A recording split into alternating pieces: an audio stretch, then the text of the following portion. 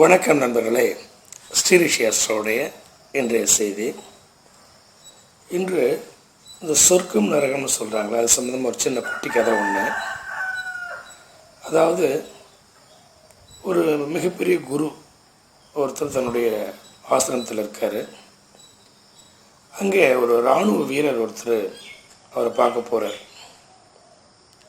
இந்த இராணுவ வீரர் போன உடனே இந்த குருக்கிட்ட, வணக்கம் சுவாமி, இந்த உலகத்தில் சொர்க்கம் நரகம்னு தனியாக தான் இருக்கா, அதனுடைய நுழைவாயில் என்ன அப்படின்னு கேட்குறாரு. இந்த சொர்க்கம் நரகம்னா கன்ஃபார்மாக என்னன்னு சொல்லுங்க அப்படின்னு கேட்குறாரு. அந்த சூழ்நிலையில் இந்த குருவரை பார்த்துட்டு, ஓ நீ யார் அப்படின்னு கேட்குறாரு. இவன் சொல்ல, நான் ஒரு இராணுவ வீரன்.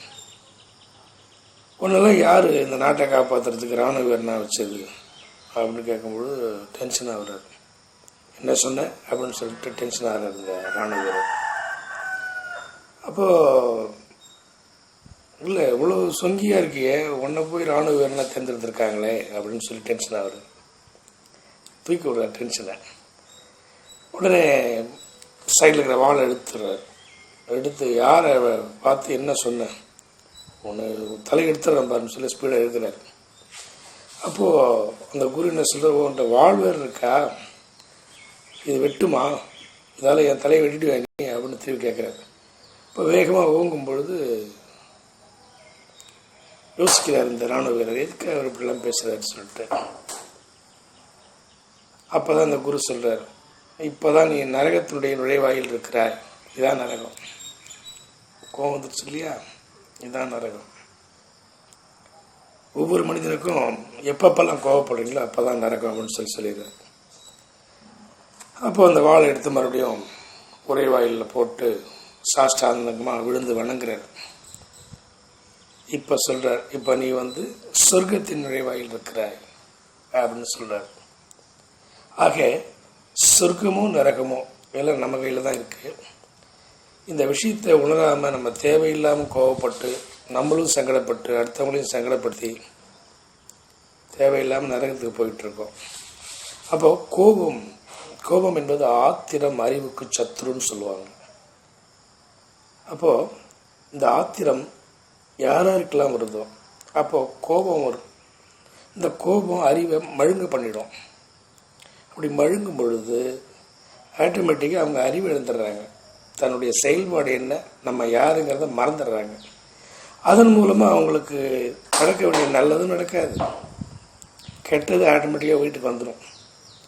ஆகவே கோபத்தை விட்டுட்டாலே என்ட்ரன்ஸ் டு பேரடைஸ், அதாவது கோபத்தை விட்டுட்டா நம்ம சொர்க்கத்தினுடைய நுழைவாயிலுக்கு போயிடுறோம். ஆனால் நிதானத்தை விட்டுட்டோம்னா நிச்சயம் நம்ம நரகத்துக்கு போயிடுவோம் அப்படிங்கிற ஒரு விஷயத்தை புரிஞ்சுக்கணும். இந்த குரு இந்த இராணுவ வீரன் கதைக்கு மட்டும் சொல்லலை, இயல்பான வாழ்க்கையில் நம்ம எல்லாருமே கோபத்தை கண்ட்ரோல் பண்ண தெரியணும். எல்லா விதமான கோபத்துக்கும் ஒரு வழி இருக்கும். யோசித்து பார்த்தீங்கன்னா நம்ம ஏன் கோபப்பட்டு நமக்கு சிரிப்பு வரும். அதனால் கோபத்தை குறைச்சிக்கோங்க, இல்லாமல் பண்ணுறது ரொம்ப விசேஷம். அதே மாதிரி அடுத்தவங்க மேலே வீண் பழி, அவமானப்படுத்துறது, இதெல்லாம் நரகத்துக்கான வழி தான். ஒரு விஷயத்தை தெரிஞ்சால் சொல்லுங்கள், தெரியலன்னா கம்முன்னு இருங்க. மற்றவங்க சொன்னாங்க, அவங்க சொன்னாங்க, இவங்க சொன்னாங்கன்னு வாங்கி போட்டு சொல்லி அதன் மூலமாக அடுத்தவங்களுடைய மன உளைச்சலுக்கு ஆளாகாதீங்க. அப்படி ஆளாகப்படும் பொழுது நம்மளுடைய சஞ்சித கர்மா ஆல்ரெடி சொல்லியிருக்கேன். சஞ்சித கர்மா, பிரார்த்த கர்மா, கிரியா கர்மா. நம்மளுடைய சஞ்சித கர்மாவுடைய வினைப்பயன் ஏறும். அப்படி ஏறும் பொழுது இதை அடைக்கிறதுக்கு நம்ம இன்னும் கொஞ்சம் பிறவி எடுத்தாகணும். ஏற்கனவே இருக்கிற டென்ஷனில் பிறவி வேணான்னு சொல்லி எல்லாம் சொல்லிக்கிட்டு இருக்கோம். ஆக நம்ம தவறுகள் செய்ய ஆசை அதிகமாக ஏற்படும் போது தவறு அதிகமாக ஏற்படும். ஆசையை குறைச்சா தவறு குறைஞ்சிடும். இந்த தவறுகள் செய்ய நம்மளுடைய கர்ம வினைப்பயன் ஏறும்.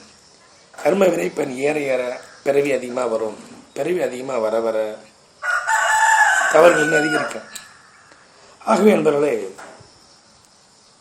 லைஃப்பில் கோபப்படுறதை நிப்பாட்டிட்டு மற்றவங்களுக்கு மன உளைச்சலுக்கு ஆளாகாமல் வாழ்க்கையை சந்தோஷமாக நிம்மதியாக ஓட்டுங்க. நாளை செய்தி நாளை பார்க்கலாம் நண்பர்களே. நன்றி, வணக்கம்.